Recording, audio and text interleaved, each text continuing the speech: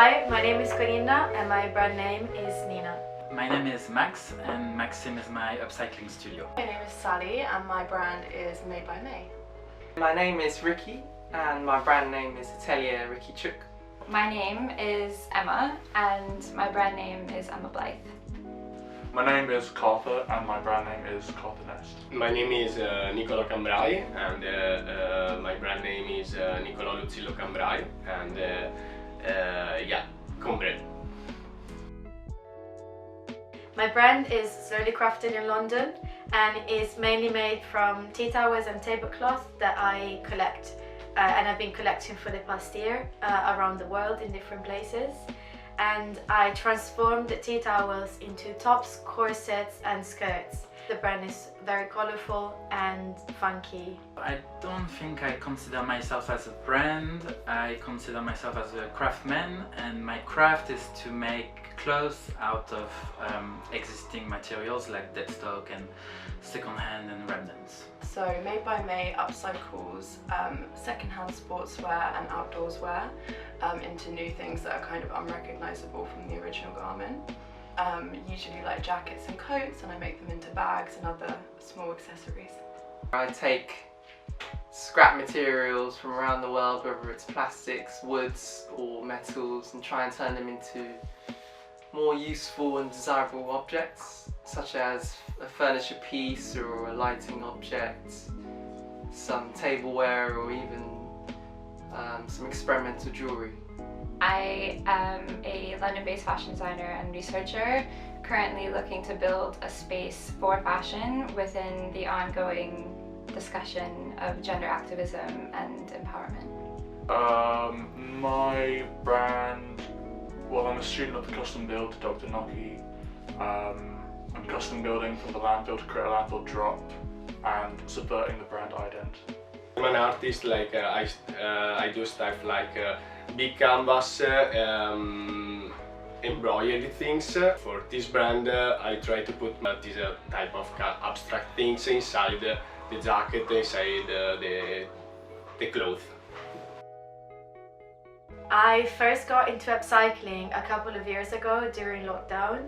I was in my hometown in Italy, and one day I found these really beautiful tea towels with a painted turkey on top of it, and I was just so shocked. I went to my mom and was like, why do you use this for cleaning? This is too beautiful. Can I take it and make something new? And so I did, and I draped the tea towel on a mannequin, and then the turkey top was first made. That is the first step I took into upcycling, and from there I started seeing tea towels everywhere. I started upcycling 10 years ago, I think, when I was a shoemaker, and I was experimenting back then. Like, I was making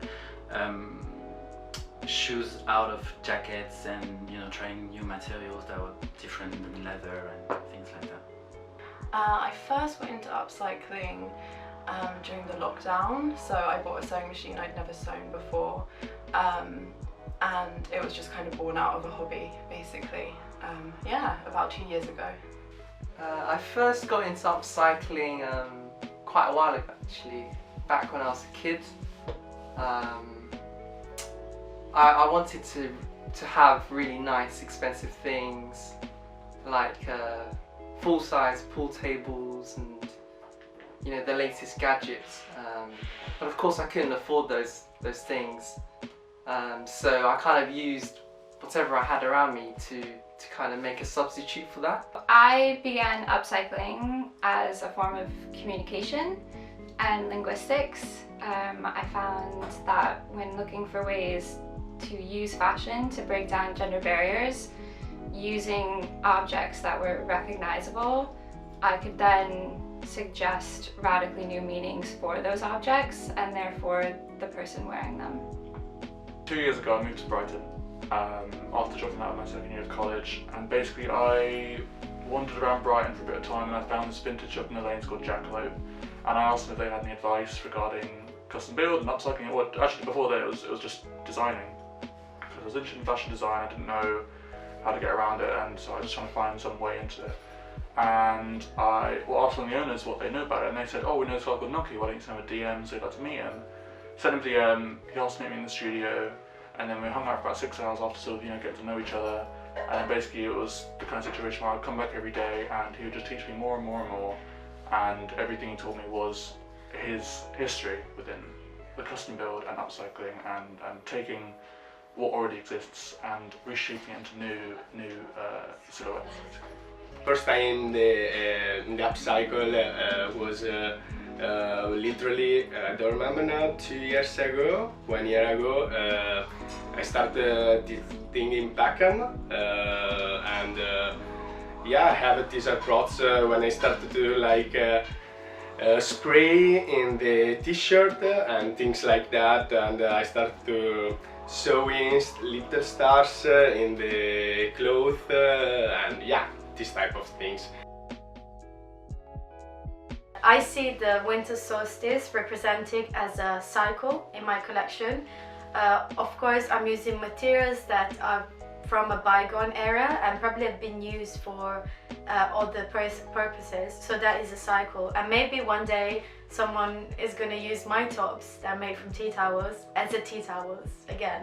I see this represented in my collection. I would say that it's even a reincarnation, like, I was a t-shirt in a previous life and now I'm a hat or a bracelet.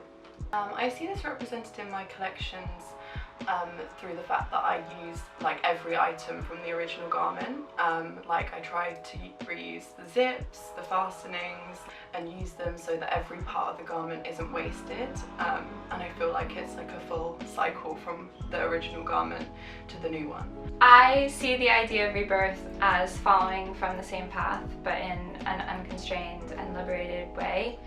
I think within my own work, it's reworking things visually, but also paying homage to what they once were.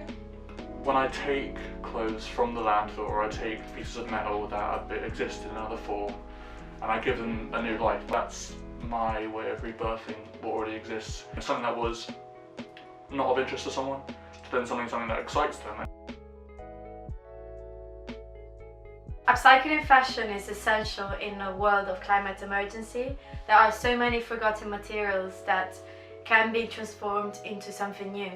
And upcycling is not only for fashion, it can be upcycling furniture, upcycling jewellery and so on. So why buy new when you can buy repurposed?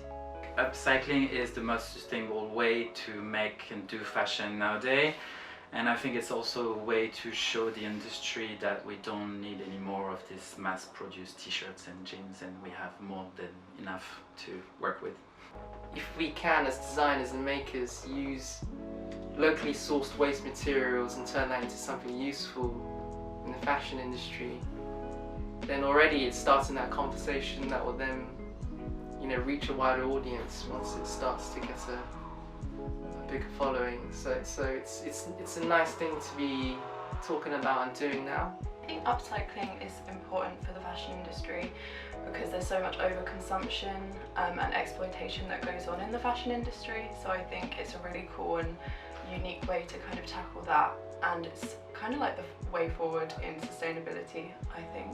Fashion needs to be fully customised, fully upcycled, because we can't abuse the world any further. We've taken enough from the world, we're putting enough into the landfills. We need to take off of the landfills and reproduce that into new garments to create this exciting world of one-off, a revolutionary style. Fashion needs to become sustainable environmentally, but I think the industry and the culture around it needs to become more emotionally and culturally sustainable as well. And I think that just means changing the way that we consume, but also changing the meanings that we give to the objects around us, because that choice is still entirely ours to make.